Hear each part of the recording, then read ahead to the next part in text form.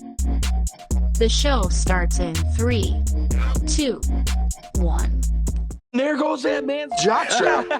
Oh my God, did you see that? America's team? Yeah, right. Oh, baby, it's a big day in sports. There's nothing like battling it out with your teammates all season long to go win a championship. Green Bay's got it this year. Huge move for them. I think it's going to be a game changer. We have a lot to talk about this busy week in the sports world. Welcome to the In a League of Their Own podcast. The In a League of Their Own podcast is brought to you by Golf Kicks. Screw your shoes. By Canadips. Rep Sports. By Smooth My Balls. And by Streamer Loot. Check out the In a League of Their Own merch line today. Welcome to the show. Let's see what Austin and Collin are diving into today. Hello, everyone. Welcome to today's episode, number 84 of In a League of Their Own podcast. And today we're going to talk about the best player to ever wear number 84, Randy Moss. Position, obviously, wide receiver, one of the greatest to ever do it, 6'4", 210 pounds. He was born on February 13th, 1977. Over the course of his career, he played in 218 games, averaged 162 receiving yards a game. He had 982 receptions, 15,292 yards, and 156 touchdowns. Over the course of that, all-time, he's in fourth. All-time receiving yards. He's also fourth for all-time touchdowns. And he has played in 2 Super Bowls, going 0-2 in his Super Bowl appearances. One with the New England Patriots when they lost to the Giants, and the other one when he played for the San Francisco 49ers and they lost to the Ravens. That's crazy. Would you say 182 yards per game he averaged his career? 162. 162. That's unreal. If you have that once in a while as a receiver, you're doing pretty damn good, let alone to average that your entire career. Yeah, and he had a total of 2,491 fantasy points. I don't know how that ranks compared to all time, but it just had his fantasy points. I'm trying to think per season. Well, it depends how many years he would have played. I mean, if he plays 10 years. He played 1, 2, 3, 4, 5, 6, 7, 8, 9, 10, 11, 12, 13, 14 seasons he played. Okay. So 10 seasons, that would have been averaging at 2,000, that would have been 200 points a season, which is pretty good for a receiver. So, yeah. A little less than that then. When he played with the Vikings and had Dante Culpepper, that's what he was known for as every single season besides his last one, because he missed a handful of games. He was over 1,300 yards every single season with the Vikings that he was there in the beginning. Then he went to New England and caught his all-time career high touchdowns, 23, his first year with Tom, and had his second most yards. He had 1,493 yards that season. That was his second most yards a game as well. He averaged 93 yards a game that season. And in Minnesota, when arguably he was the greatest he ever was before he got traded to Oakland, out of there, he was averaging 102 yards a game. He had 17 touchdowns, 1,632 yards. Guy was amazing. Yeah, no kidding. And that's why You Got Moss is still a thing relevant to today, because nobody could fucking jump like he could and go get the ball over. Yeah. Until Megatron came in the league. He was the next guy that kind of was on that trajectory of doing what Randy did. Mm-hmm. It's crazy to think, too, because I'm assuming who's ahead of him, Chris Carter, Jerry Rice, and... Jerry Rice is first with 22,895. Larry Fitzgerald, second, with 17,492. Third is T.O. He's got 700 more yards than Randy Moss. Then right behind Randy is Isaac Bruce, Tony Gonzalez, Tim Brown, Steve Smith, Marvin Harrison, and Reggie Wayne. The next active Chris player Carter isn't even in the top 10. No, Chris Carter's not even. He's 13th. Oh, okay. And both of those guys are on the same team. That's just like Marvin Harrison and Reggie Wayne coming in at 9 and 10. Both of those guys are on the same team, and they're 9th and 10th all time. I'm sure there were years Corey where Holt, both of Isaac them would Bruce, have. both of those guys are on here Yep. when they were really good.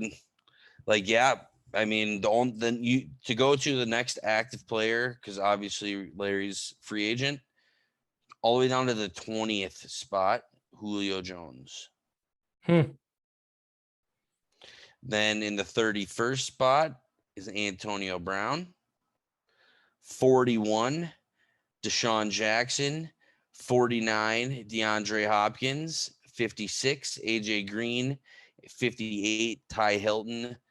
80th, Emmanuel Sanders. 85th, Rob Gronkowski. 89th, Jimmy Graham. 92, Golden Tate. 94, Mike Evans. And then, yeah, that's it in the top 100.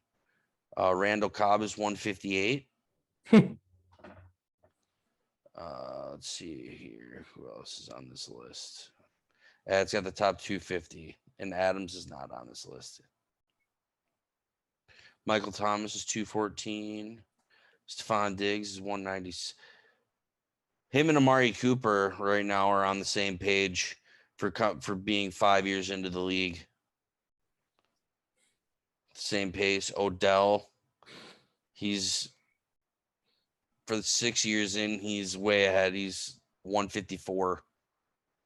Actually, Jarvis Landry is ahead of Odell, but OBJ has missed so many years or so many games. Keenan Allen, Vernon Davis, Jarvis Dez Bryant is 122. Landry was a receiver 1 down in Miami the whole time he was there. I guess the person that's doing the best on this list, who's got the best chance, Travis Kelce. He's 111, only being in the league for 7 years. Mike Evans has only been in for 6, and he's up there. Otherwise, everybody else is kind of old. Gronk's been for 10. Jimmy Graham's been for 10. Emmanuel Sanders has been for 10. AJ Green's been for 9. T.Y. Hilton's been for 8. Actually, DeAndre Hopkins has been in for 7. He's got 10,000. So yeah, D-Hop. If he could keep at that pace, keep at it. He's the guy to do it because he's got 5 years, 2 years younger on Julio Jones, and he's only 12-8, 10-6. So he's 1,200 yards. So he's 1 season behind catching Julio Jones. But 2 years behind. 2 years less. Yeah. Yeah, it's crazy to think all those guys on that list. It's like they're not even top 100 receivers of all time, but they're the best receivers of our era right now. Mm-hmm. Yeah. Calvin Johnson, 8 years, he's 32nd all time. That's impressive. He could have been probably top 10 if he would have kept going. I think he would have been number 1. Well, how many yards was he at? He had 11,619. Huh. Yeah, if he would have played double that, 16 years isn't obviously you got to take care of your body, but 16 years isn't unrealistic. Because he barely missed any games. And then in 2012, he had 1,964 yards. Jeez. Only 5 touchdowns. That's unreal. 122 yards a game. 16.1 yards a touch. I mean, that guy was a freak. Yeah. He was something different. But, now he's off to bigger and better things. But, yeah. So, wrapping it up there with good old 84 Randy Moss. Sounds good. Moving over right into the NFL then. Probably the biggest news coming out of the football world is the New England Patriots releasing Cam Newton. Just on Monday, we were throwing around all these XYZ scenarios of how they're going to use Newton this year and if we'd see Mac Jones ever. Well, now you throw that all out the window because Mac Jones is now going to be QB1 starting out. What do you think about this move for that organization? Obviously, it was a shock, but knowing Bill Belichick, when he's got his guy, he's got his guy, and clearly he thinks. I feel like that 5 days, unfortunately, that Cam was out of the building and Mac Jones kind of got to run. They kind of got to see how the team operated without having another quarterback in the building, and obviously the team is behind the decision, and you know, obviously they liked what they saw with the young guy. He was no surprise that he was ready to play. It's going to be interesting to see how he does. Obviously, Bill thinks this is the guy that can go ahead and compete against Tom. Yeah, it's going to be really cool to see come week 4 of the rookie new guy against Brady and his return. It feels kind of scripted, but like you said, um, Bill Belichick, he's one of those guys that you don't question his decisions. He's seems like every decision he does works out in the end and wins them a Super Bowl. So, um, yeah, it's gonna be interesting to see. I know one of the things you had talked about kind of with this quarterback situation in New England is you put in Mac Jones too early, he falls apart. It could ruin his confidence, ruin his swagger. Insert any word you want to there, and it kind of He ruins him for thinks the rest of his career if he can't come out, do well. Patriots move on to another quarterback. It's going to be hard for him to find another job elsewhere if that's all any of those teams have to go off of is that 1 year he sucked coming out of the draft. So, I mean that's the case for any rookie that ever comes into the league. and there's so many quarterbacks that can step in and play a game. Vets, guys who haven't been playing in a while. And the big thing right now that I think in the NFL is after Jacksonville Jaguars coach Urban Meyer said vaccination status is a factor in their roster cuts. Now people are turning and saying because Cam was out for 5 days, did that have any implication on them going with Mac Jones and getting rid of him? And clearly it did, but how are you going to prove that? How can you prove that? So the NFL right now is currently opening an investigation on every single person that's been released, and hope to God that nobody, obviously team, because if you have a guy who's not vaccinated, he could cause your team, to get forfeit, but also at the same time, your whole team could be vaccinated and you could still have to forfeit. So it's like, I don't know. It's a risky, I feel like the NFLPA is grasping at something that they're never going to be able to prove. Yeah, unless they literally have like a Somebody camera in the room saying of because you're not getting vaccinated, you're done. You're yeah, done. of literally a camera in the coach's office. Guy walks in, sits down. Yeah, we're cutting you. You're not vaccinated. Like that's the proof that you would need, which they probably don't have. So, yeah, it sucks that that's a leverage that these coaches are using. Again, kind of trying to peer pressure these guys into getting vaccinated. Obviously, and like you said, they could have 0 guys vaccinated on your team. They could all be vaccinated. A positive case is a positive case, which causes your team to forfeit if you have too many of them. So, yeah, it's going to be interesting. It seems like there's a decent amount of names that kind of got released around the league from these teams. Some older guys, some kind of guys that look like they had good potential this year. So, hopefully you see them land somewhere else throughout the year, maybe even before week 1 next week. But yeah, it's definitely an odd situation with as much as COVID's been kind of a big question mark and been a shit show in the NFL. Now they add this onto the plate with it. Yeah, it's just going to make this, you're going to see more pickups and drops this year than probably ever before due to 1, the extra regular season game, and 2, now there's 4 different fucking strains of COVID that are affecting people. So it's like, what are we going to do here? Obviously, who knows? Moving over to the next thing of business, wide receiver Brashad Perriman, who was released by the Detroit Lions on Monday, now is the Chicago Bear, staying in the NFC North. He agreed to a 1-year deal. So good for him to find a job. He's a great little slot guy. Yeah, I was surprised to see the already depleted Lions don't have Galladay, don't have TJ Hawkinson. He's the tight end, but he's going to be their probably number one catching threat on that team now. After you got rid, I don't even know Marvin Jones. No, he's on the Dolphins now, I think. Yeah, I don't know anybody in that Lions receiving core anymore. That's notable. Amon-Ra St. Brown, their number one pick. Okay. Yeah. Then you have Jamal Williams is over there now. He can do a little damage on the ground. Geronimo Allison, he's a Detroit ex-Packer. Yeah, he was pretty good. Yeah, I guess there's some young talent there. I guess probably all really cheap contracts where if they work out, cool, they worked out for really cheap. If they don't, well, they're easily disposable and you can go get somebody else next year.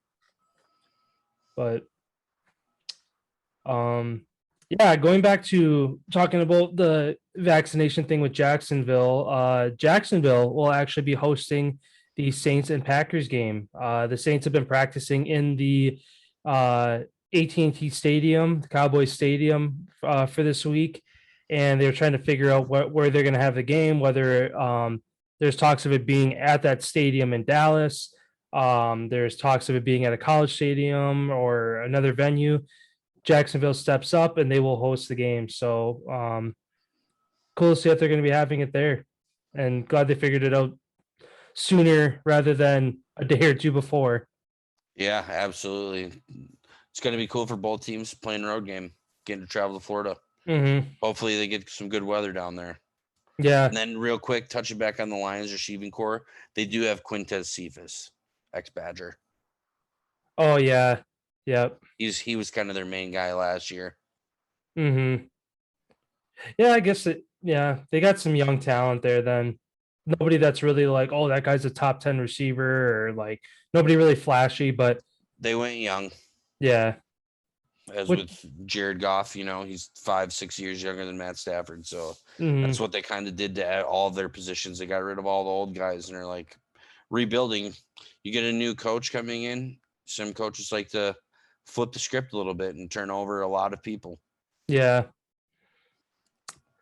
I guess an injury here. Vikings tight end Irv Smith Jr.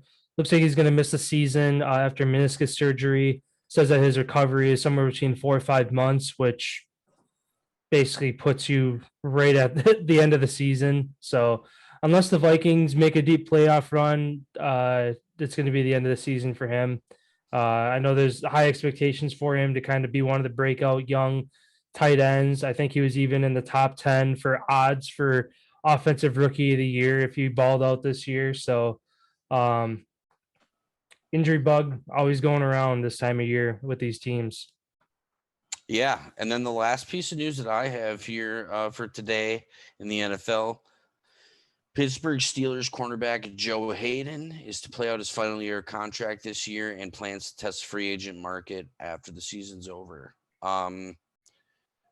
Do you see him potentially re-signing with the Steel Curtain, or do you see him moving on and going somewhere else? Since they did bring in Minkah Fitzpatrick last season or 2 seasons ago. Yeah, I mean, Hayden, he came over from Cleveland, right? That's where he originally started. Yep. So he was drafted high too. Obviously it depends on a lot on the quarterback situation going into next year. Obviously they got Najee Harris. They got one of the best young receiving cores in the league with Juju Smith-Schuster, Chase Claypool, and James Washington. And then obviously their defense, great defense. So I think it all is going to come down to whether or not they're going to be a viable team, because obviously Joe Hayden's he's not getting any younger. He doesn't have a ring yet. So whether or not he can see himself in the next 3 to 5 years winning a ring with Pittsburgh, I could see him going elsewhere. But for how much they put into that team, so long as they make a good run this year, I'm sure I'm sure it's just a grab for more money for him. He could sign for a 1-year contract this year and not get a lot of money, or he plays it out and says, I'm testing the market. So as other teams become more interested and throw more money on the table, the Steelers are going to have to match, if not up that. So I'm sure it's just a move for him to try to get more money in the end. Yeah, betting on yourself to have a good season. You get freaking Yeah. hurt, you're fucked. Yeah, exactly. Yeah, I had a couple more points here. One being that the Giants are going to be retiring Michael Strahan's number 92. Michael Strahan is on Good Morning America, and Justin Tuck, Eli Manning, and somebody else. There's a third guy. They came rolling in on a bot in like a giant crate and like surprised him on Good Morning America today, all wearing his number 92 jersey, and then told him that they're going to be retiring his jersey this year. So that's awesome to see. The Miami Dolphins head coach Brian Flores announced that the team is all in on quarterback Tua Tagovailoa. So I don't know if that sounds like it's kind of closing the door on the Deshaun Watson rumors of them potentially going after him. Well, what else is the head coach going to fucking tell your quarterback? Yeah. Hey, dude, just to let you know, I hope you have a good week one, but just to let you know, Deshaun Watson's coming over next week and you're done. Yeah. Obviously, he's got to be that, he has to be all big cheerleader for Tua, because obviously if he struggles, the Dolphins don't put him in a good position. Brian Flores in a good position to stay there, and they got to find another quarterback. Mm-hmm. Yeah. That's like the Eagles right now, too, with like Jalen Hurts. It's like they didn't go get Gardner Minshew for no reason. They're not 100% bought in that Jalen's the guy for the next 5 to 10 years is what it comes down to. And Joe Flacco is washed. So he's their practice guy. Yeah. What a job, going from Super Bowl MVP to a fucking practice squad QB in 5 years. Yeah, it's unreal how much turnover there is in the league. Yeah, and then the last point I had for the NFL is that the Buffalo Bills propose a 60,000 seat stadium, which is set to be done by 2027. What is that, New Era Field? Is that the name of the stadium? Yep. One of the smaller stadiums in the league right now. Is it going to stay New Era?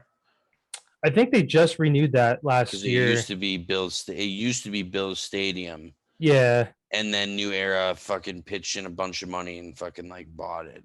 Yeah. Because I knew that people were really pissed about that. Yeah. I want to say it was either last year or the year prior was when that New Era contract started. And usually those are like, what, 5, 8, 10 years? 3, 5, 10, yeah.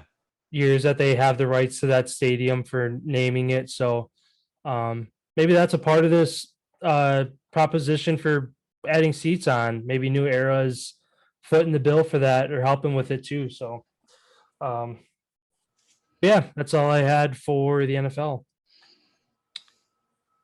Then it is Wisconsin Wednesday. Let's jump into it. What you got for the state of Wisconsin?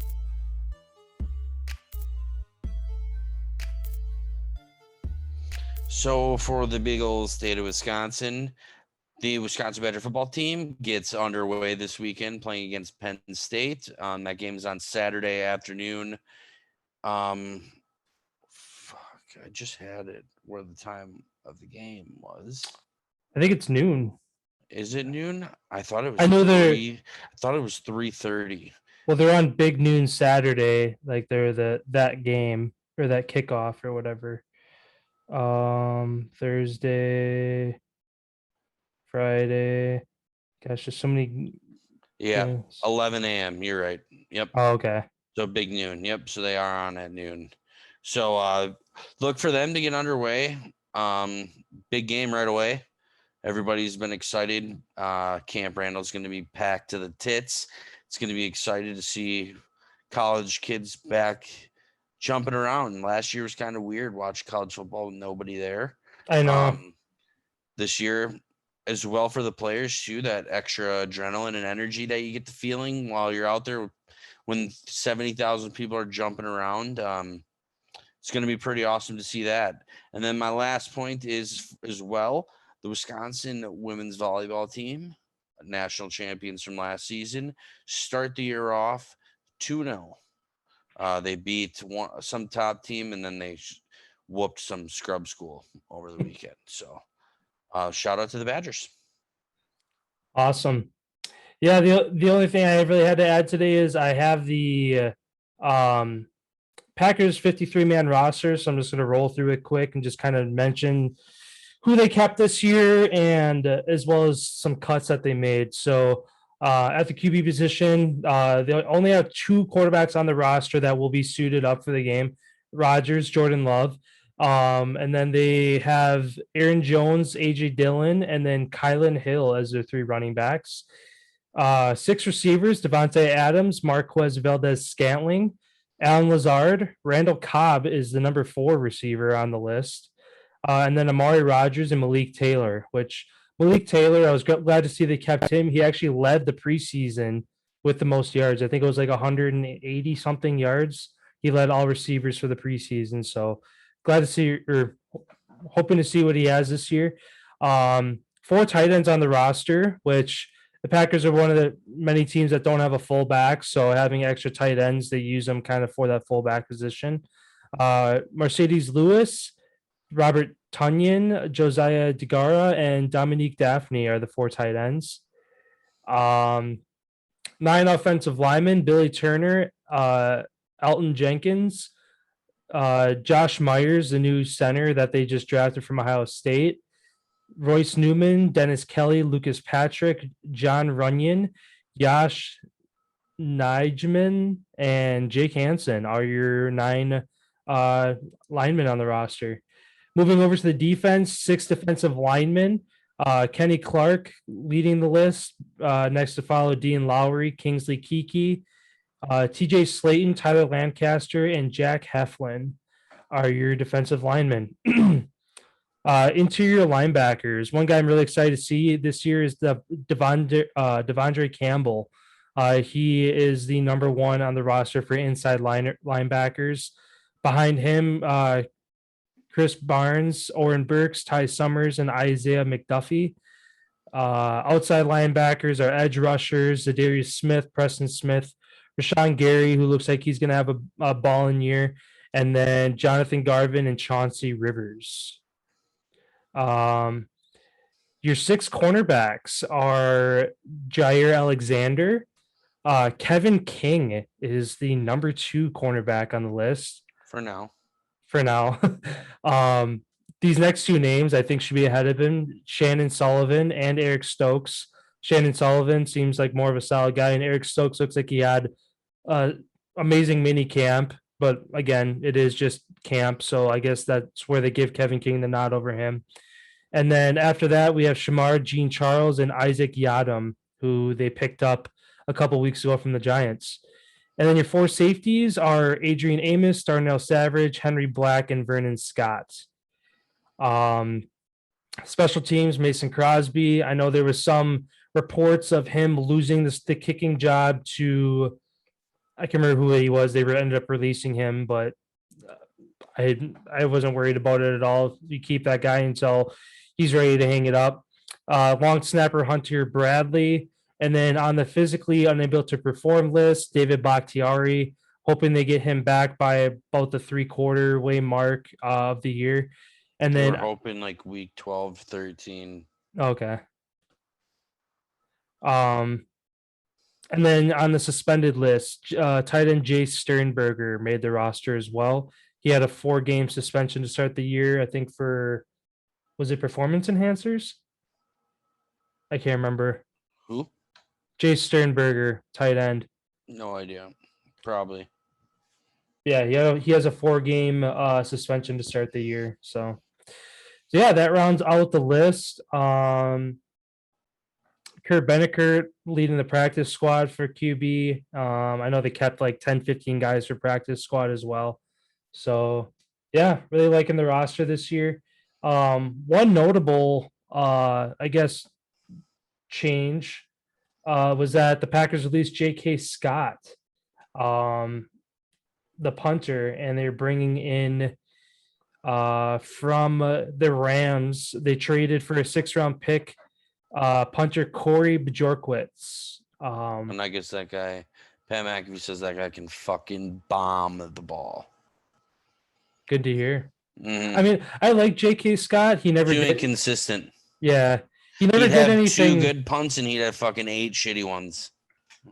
Yeah, Don't get me wrong, his good punts were phenomenal punts, but his bad punts were bad.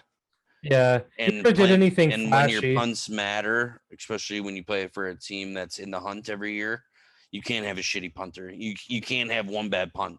You know, No. that's like, I forget. McAfee's show was talking today about who was the Lions kicker for the longest time. Matt Prater.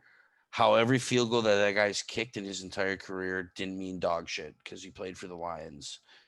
Where you look at like Janikowski, Vinatieri, where they were kicking for home field advantage, for Super Bowls, for, like there's huge difference in those positions. And when you're playing on a team that's in it every single season, inconsistency just doesn't cut it. And I'm kind of glad. Like, it sucks. Yeah, we wasted a draft pick on him and whatever, but we're trading him. And it's like, but we can still get a punter in the 6th, 7th round. And hopefully this guy is what people are saying that he is. Yeah, like you said, he was one of those guys where he never made really the highlight reel, but he didn't like. It wasn't like, oh, get this guy out of here. We need a new punter. It was just like, he gets us by. But when That's you're not Green good Bay, enough when you want to win the Super Bowl, though. yeah, exactly. To where when you need a punt inside the 5 or the 10 on a crucial drive to pin them back with a minute left in the game, and they got to try to go down, that extra 5-10 yards pinning them back makes it a huge difference. Yeah, that's all I had for Wisconsin Wednesday. I guess the other thing to add is high school football again underway. I know I was looking at some of the scores. I know Kimberly, they routed who they play Ashwaubenon 45-0 in their first game. I know DC Everest lost. They're D1. They went for the win. My dad went to the game and he texted me. It was 3-3 all game long. They squib kicked the ball for some more odd reason. Other team went down and scored with like 2 minutes left. They drove all the way down the field, scored, tied the game, or 14-13, and instead of kicking the field goal to tie, they went for the win. They got stuffed on a 2-point conversion. Because in high school football, 1 loss and you're not making it to state. Yeah, pretty much. Like, you have to go undefeated almost. Especially if you're playing against teams that aren't ranked. I think the team that they were playing wasn't even ranked. So it's like, you have to win. If you lose, your season's over. Yeah. If you tie, your season's over. You got to get a win. Yeah, with how many D1 schools there are that are just at that top level, like there's no room for error if you want to go the distance. Especially because some of those fucking teams are so good where they undefeated every single season.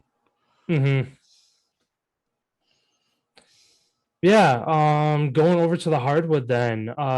In the NBA, the Atlanta Hawks extend center Clint Capella to a 2-year, $46 million deal. Obviously great for him to keep him there.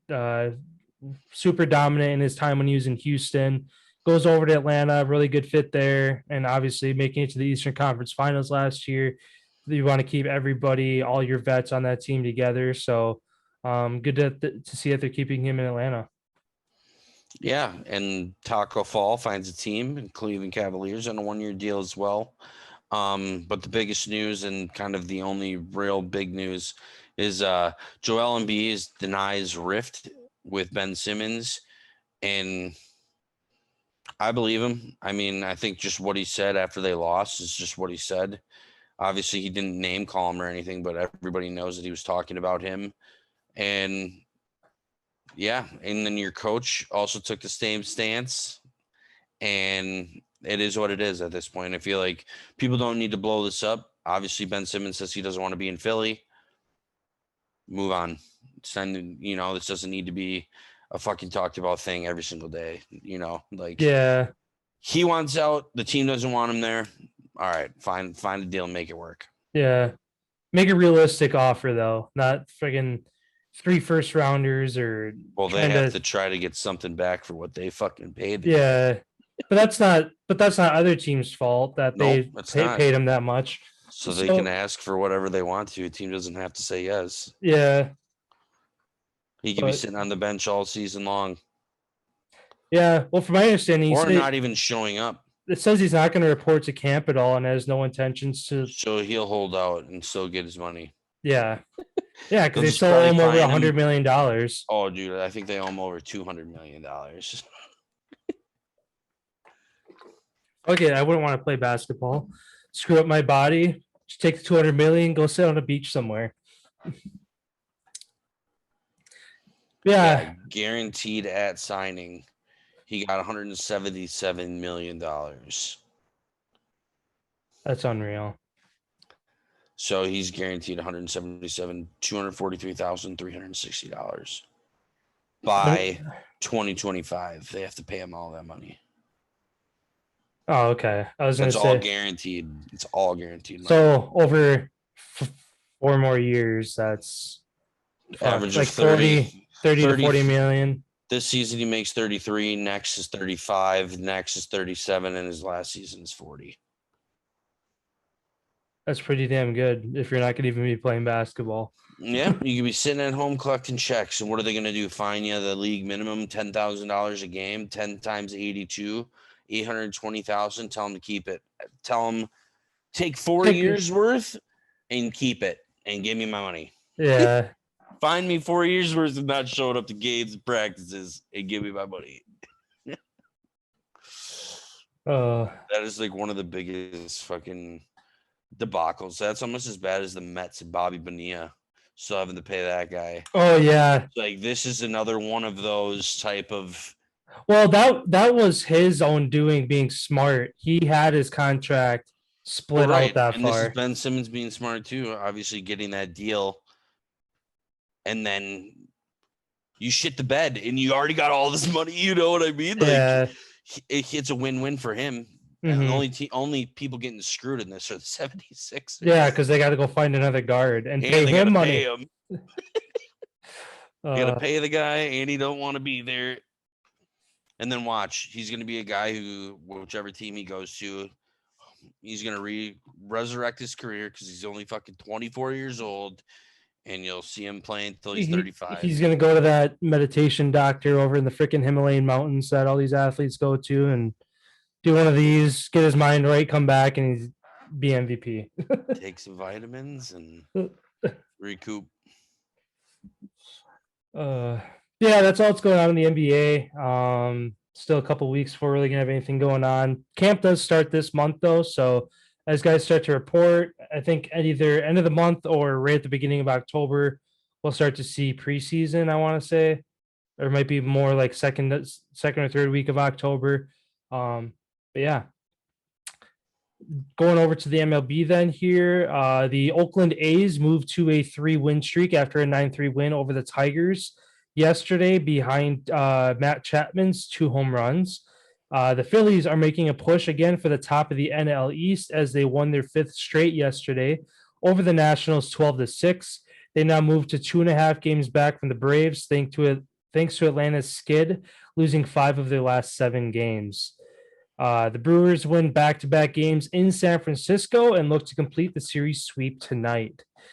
The Padres came close to a no-hitter last night after Blake Snell went 7 innings and 107 pitches before getting pulled, and then the bullpen giving up a hit in the 8th. And then lastly, after being arguably the hottest team in baseball, the Yankees dropped 4 straight, and they look to avoid a series sweep tonight against the Angels. So some teams going on cold streaks, some teams getting back on hot streaks as playoff baseball approaches. Sounds good. And I just got one thing to add here. Ahmed Rosario became the first player on record to go 5 for 5 with 5 RBIs, an inside the park home run and an outside the park home run as the Cleveland Indians beat the Kansas City Royals 7-2. This is the first 5 RBI game of his career. And yeah, like I said, since they started keeping track of RBIs in 1920, he's the first player to go 5 for 5 with 5 ribbies inside the park and outside the park home runs. That's impressive. Even just an inside the park and outside the park home run. I don't remember last time I've heard of that even. Yeah, and then another cool ass thing that I saw was Shohei Ohtani doing his magic still every night. Stole home the other night and sent the Yankees to their 4th straight loss. Mm-hmm. Saw that. So, yeah, that guy is something else. Yeah, no kidding. That guy is something else, which is so cool to be able to watch. Like, I'm glad he's playing right now in our time while I'm alive to be able to watch what he's doing, because who knows if this will ever be done ever again. Well, at this pace, another 100 years, there'll be another one. Because it was Babe Ruth was the last one of his caliber to do what he did, and that was 100 years ago. But he's smoking Babe Ruth in comparison to what he's actually. Oh, for the pitching, yeah. The pitching. Like, he's an actual pitcher, dude. Like, back in the day, pitching wasn't pitching. They just threw fastballs down the middle. That's pretty much it. Nowadays, for what he could do, especially how hard he can throw the ball, like, fuck. This guy is a gem. He's a true home run hitter and a fucking phenomenal pitcher. It's awesome to see. It doesn't fall apart often either. I think it was last week he had his last start. I think he had kind of an off night, and even then it wasn't terrible. So like even as a pitchers, usually like actual pitchers, that's all they do is pitch, have off nights now and then. And even Ohtani, when he's on the mound, it seems like he rarely has an off night. But I feel, do they use him in the rotation like normal though? I feel like okay. Early in, I think he like does a normal rotation, but I think he gets like one extra week in between because they put him out in the outfield, I think. Yeah. Well, yeah, that's what I was saying. They don't have him in rotation like a regular starting pitcher. He gets in the rotation like every week and a half instead of every like 6 days or whatever, like a normal pitcher. Yeah, because looking at the top 50 for ERA, he's not even on the list because games played. He doesn't have enough played. Not starting. The number ones are at 23 to 27 starts. And Ohtani has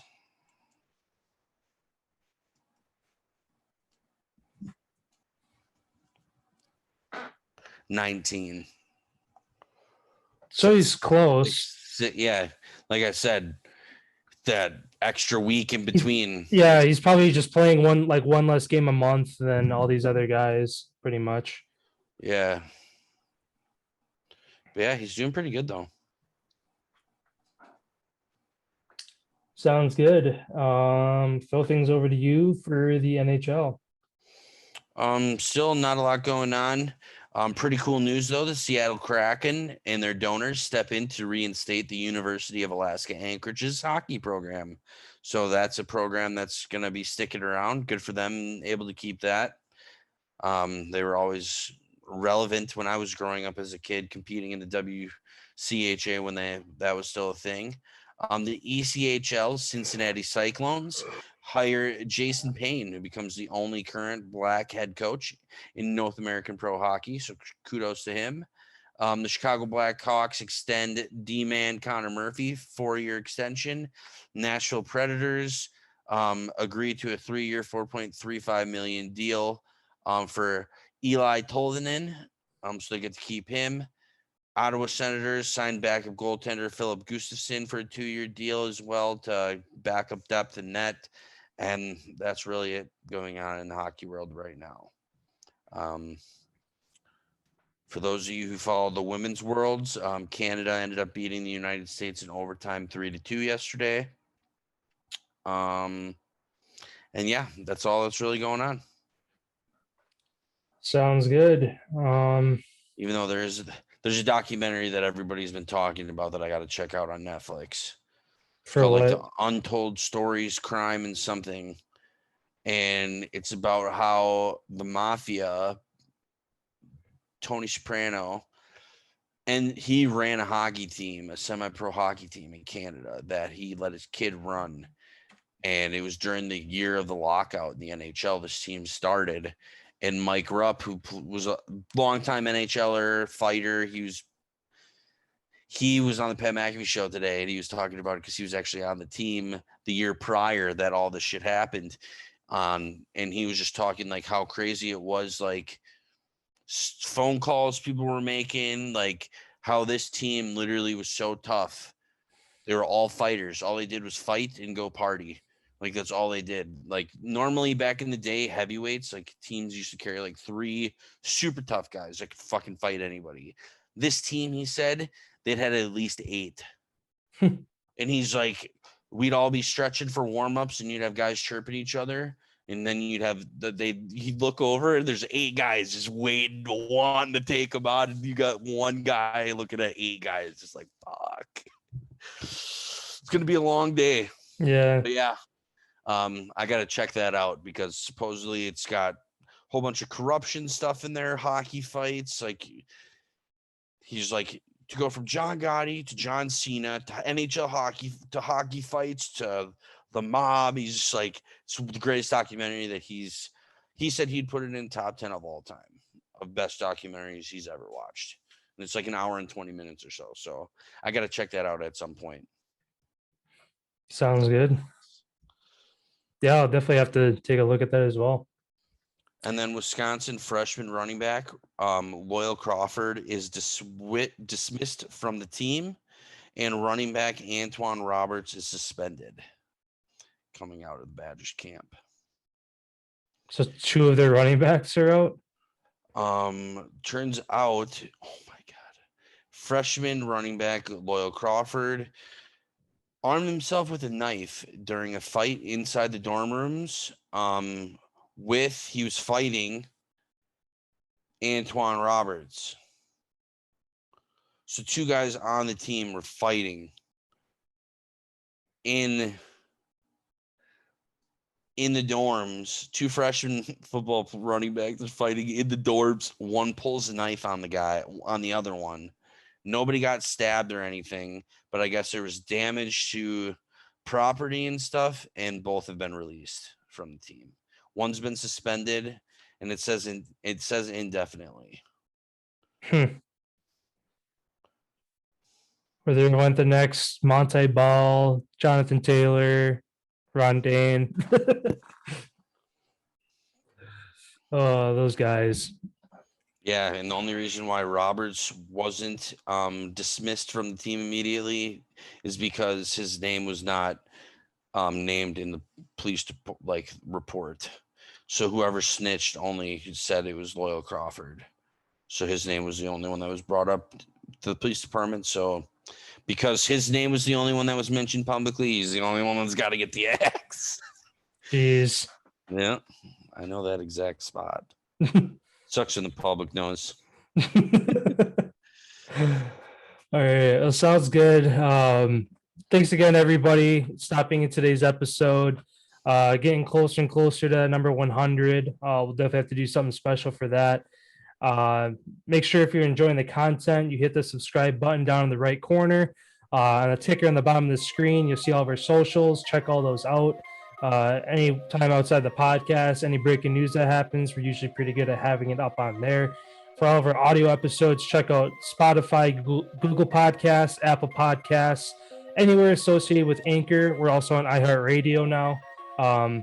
So anywhere that you can hear a podcast, you can find us. So feel free to give us a 5-star rating as well, as it helps us go up the charts. And we will see you guys on Friday.